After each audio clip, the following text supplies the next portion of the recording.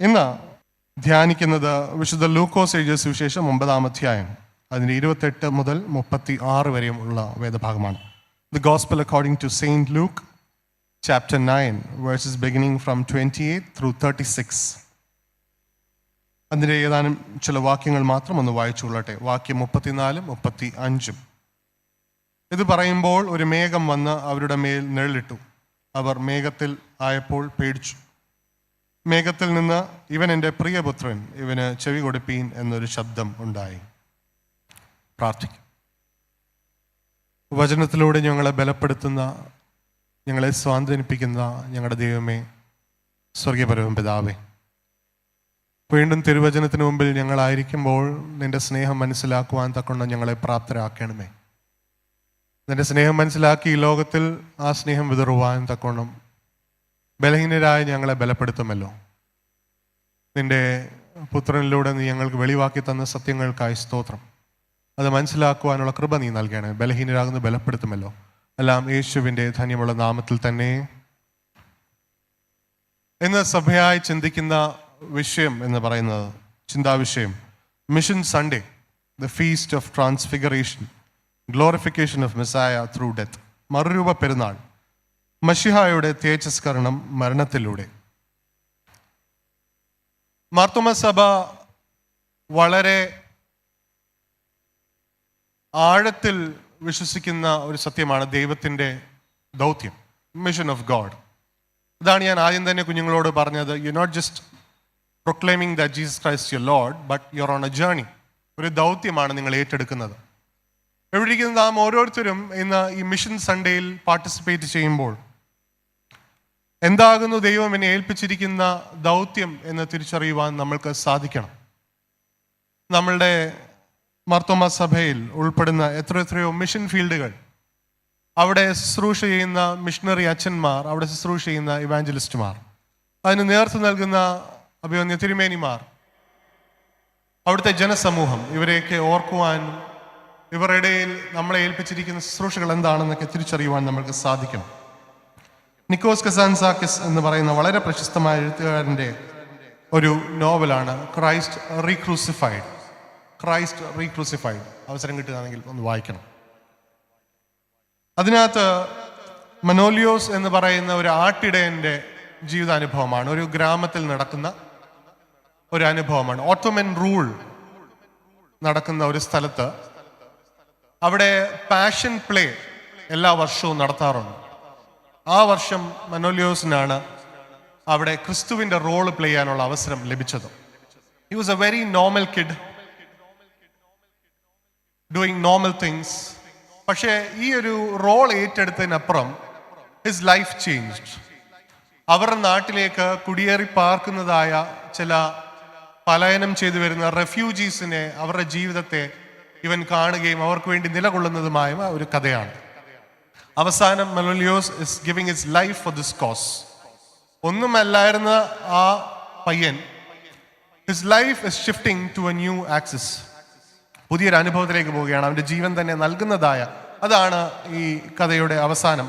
He's giving his life very similar to Christ. അതുകൊണ്ട് തന്നെയാണ് നിക്കോസ് കസാൻസാക്കിസ് ഇതിന് ക്രൈസ്റ്റ് റീക്രൂസിഫൈഡ് എന്നുള്ള ഒരു പേര് കൊടുത്തിരിക്കുന്നത്. ഇന്ന് മറുരൂപ പെരുന്നാളായി മാർത്തോമാ സഭ കൊണ്ടാടുകയാണ്. The feast of transfiguration. Christ event എന്ന് പറയുന്നതായ ക്രിസ്തുവിൻ്റെ ജഡാവതാരം തൊട്ട് the event of him coming back, കുറെ ഇവന്റ്സ് ക്രൈസ്റ്റ് ഇവന്റ് എന്ന് നമ്മൾ പറയാറുണ്ട്. അതിനകത്തെ ഒരു one of the most important event ആണ് ട്രാൻസ്ഫിഗറേഷൻ, മറുരൂപ അനുഭവം എന്ന് പറയുന്നത്. ലാറ്റിൻ പദമായ ട്രാൻസ് ആൻഡ് ഫിഗറ എന്ന് പറയുന്ന രണ്ട് വാക്കുകളിൽ നിന്നുമാണ്. ട്രാൻസ് എന്ന് വെച്ചാൽ അക്രോസ്, ഫിഗറ എന്ന് പറയുന്നത് ഷേപ്പ്. അപ്പോൾ ക്രിസ്തുവിൻ്റെ ഒരു പുതിയ ഒരു അനുഭവമാണ് ഇവിടെ വെളിപ്പെടുന്നത് തൻ്റെ ശിഷ്യന്മാർക്ക്. ഇന്നർ സർക്കിളായ 3 ശിഷ്യന്മാരാണ് കൂടെ പോകുന്നത്. ആരൊക്കെയാന്ന് പറയാൻ പറ്റുമോ? Peter, James and John.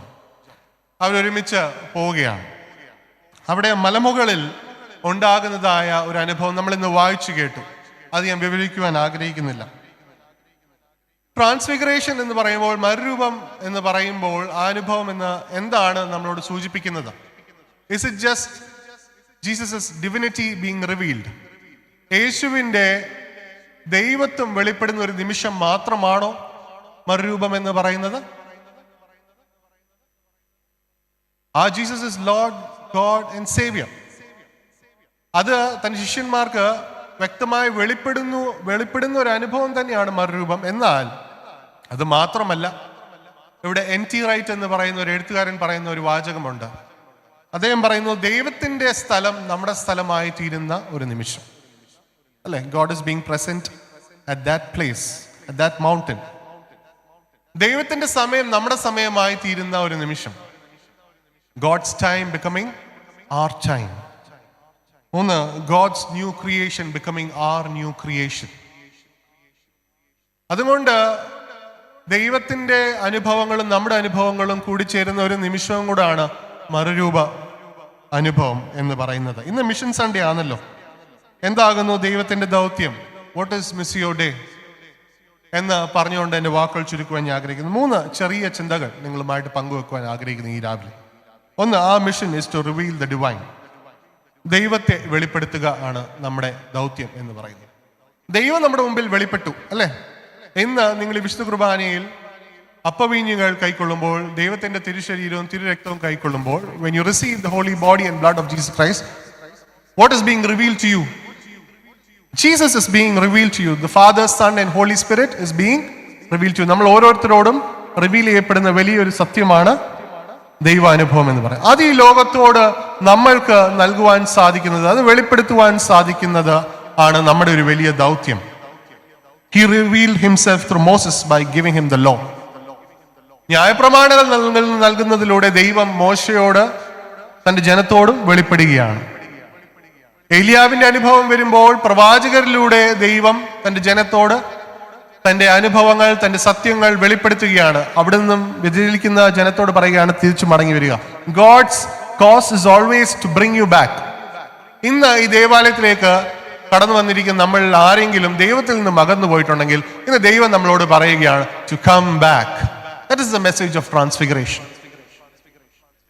ഏതെങ്കിലും അനുഭവത്തിൽ നമ്മൾ ദൈവത്തിൽ നിന്നും ഇച്ചിരിയെങ്കിലും വ്യതിചലിച്ചിട്ടുണ്ടെങ്കിൽ ദൈവം പറയുകയാണ് മടങ്ങി വരിക. കാരണം നിന്നിൽ ഏൽപ്പിച്ചിരിക്കുന്ന ദൗത്യം വളരെ വലുതാണ്. To proclaim, to reveal God to this world.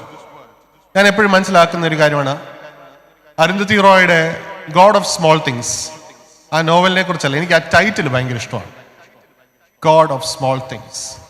ഞാൻ എപ്പോഴും മനസ്സിലാക്കുന്ന ഒരു സത്യം, my God is so big that I can see him in the smallest of things. അല്ലേ?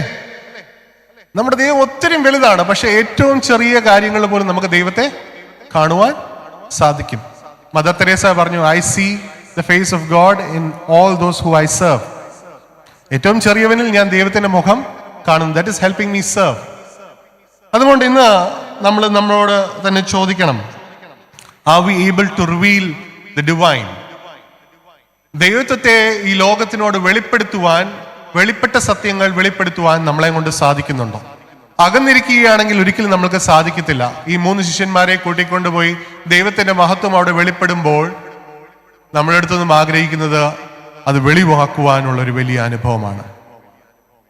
മുമ്പോട്ട് പോവുകയാണ്. രണ്ടാമത്തെ ഒരു അനുഭവം എന്ന് പറയുന്നത്, ആ mission is to climb the mountain of faith and work in the valleys. വിശ്വാസത്തിന്റെ മലകൾ കയറുകയും താഴ്വാരങ്ങളിൽ ശുശ്രൂഷ ചെയ്യുകയും ചെയ്യുന്നവരായി തീരണം. ഇവിടെ വാക്യം 33 വളരെ നമ്മളെ ചിന്തിപ്പിക്കുന്നതായ ഒരു വസ്തുതയാണ് പത്രോസ് പറയുന്നത് 3 കൂടാരങ്ങൾ ഇവിടെ അടിക്കാം. കാരണം മോശയെയും ഏലിയാവിനെയും യേശുക്രിസ്തുവിനെയും ഇതുവരെയും കണ്ടിട്ടില്ലാത്ത ഒരു രീതിയിൽ കണ്ടു കഴിഞ്ഞപ്പോൾ, ദൈവത്വം വെളിപ്പെട്ടപ്പോൾ അവിടെ പറയുകയാണ് 3 കൂടാരങ്ങൾ അറിയാം. He's planning a pilgrim centre. നമുക്കൊരു പിൽഗ്രിം സെന്റർ ഇവിടെ ഉണ്ടാക്കാം.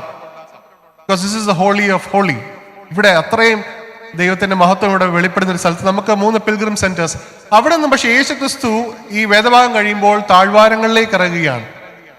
പലപ്പോഴും we climb the mountain of faith, but we do not like to work in the valleys.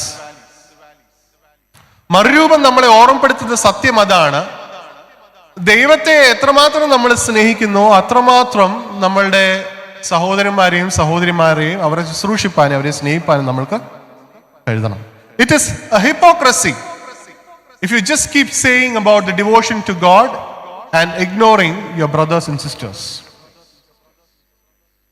വലിയൊരു ഹിപ്പോക്രസിയാണ് നമ്മൾ ദൈവത്തെക്കുറിച്ചുള്ള ഒരു അർപ്പണവും ദൈവത്തോടുള്ള ഒരു സ്നേഹമൊക്കെ നമ്മൾ എപ്പോഴും പറയുമെങ്കിലും നമ്മുടെ സഹോദരങ്ങളും സഹോദരിമാരോടും ഇടപെടുവാൻ നമ്മൾക്ക് സാധിക്കുന്നില്ലെങ്കിൽ ഈ മറുരൂപം എന്ന് പറയുന്ന അനുഭവം ഒട്ടും അർത്ഥവത്തല്ലാതെ ആയിത്തീരുകയാണ്. മിഷൻ ബിക്കംസ് ഇൻകംപ്ലീറ്റ് ആൻഡ് അതിനൊരു അർത്ഥമില്ലാതെയായി.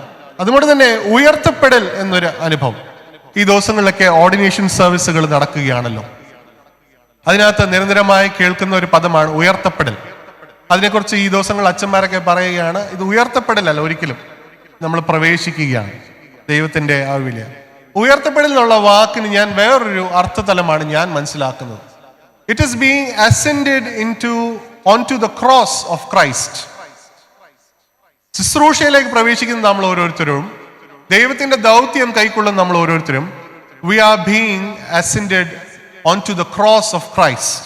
ക്രിസ്തുവിനോടൊപ്പം ആ മരക്കുരിശിൽ അവന്റെ വേദന സഹിപ്പാൻ വിളിക്കപ്പെട്ടവരാണ് നമ്മൾ ഓരോരുത്തരും. അതുകൊണ്ട് തന്നെയാണ് to climb the mountain of faith and to work in the valley എന്ന് പറയുന്നത്. Corrie ten Boom എന്ന് പറയുന്ന രണ്ടാം ലോക മഹായുദ്ധത്തിന്റെ സമയത്ത്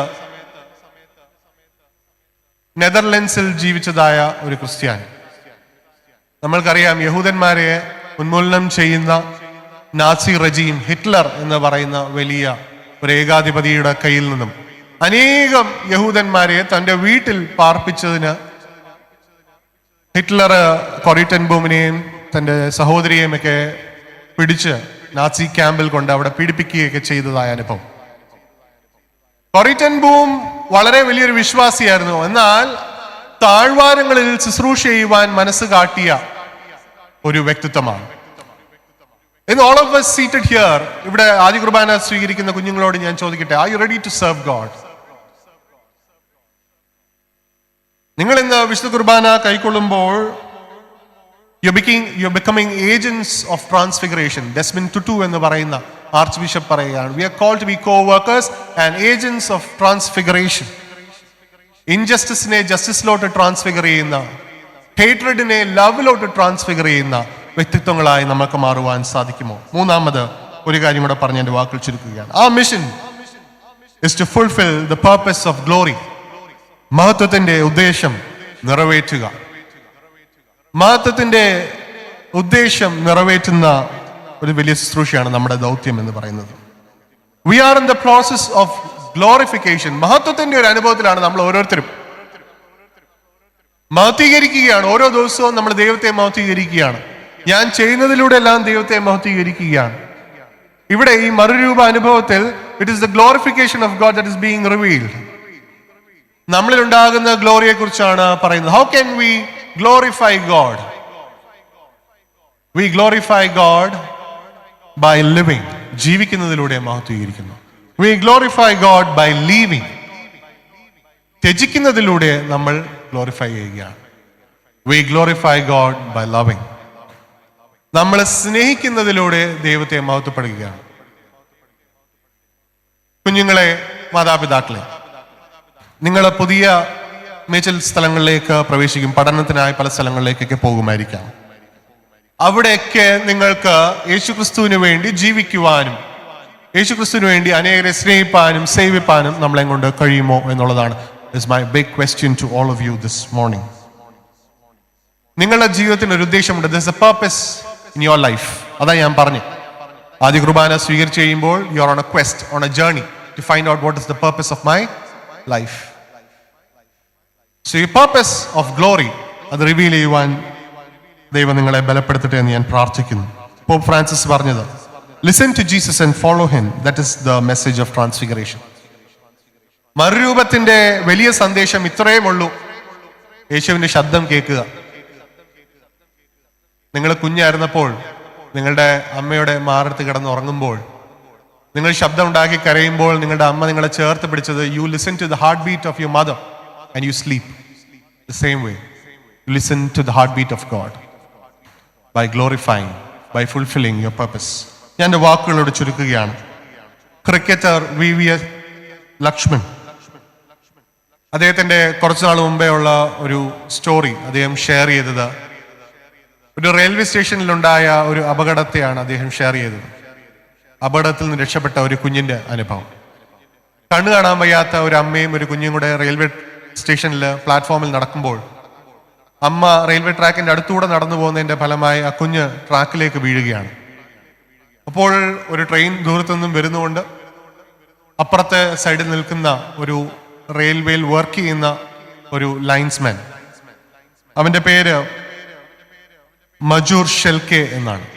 മജൂർ ഷെൽക്കെ എല്ലാം മറന്ന് അവൻ ഓടുകയാണ്. ഓടി ഓടി വന്ന് ഈ കുഞ്ഞിനെ വിത്തിൻ ഫ്രാക്ഷൻ ഓഫ് സെക്കൻഡ്സ്, ആ വീഡിയോ ഇന്ന് അവൈലബിൾ ആണ്, within fraction of the second അത് എടുത്ത് ആ കുഞ്ഞിനെ എടുത്ത് ഇടുകയും അവനും ചാടുകയാണ്.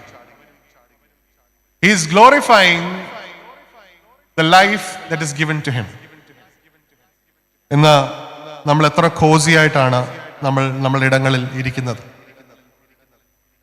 Are we able to glorify God?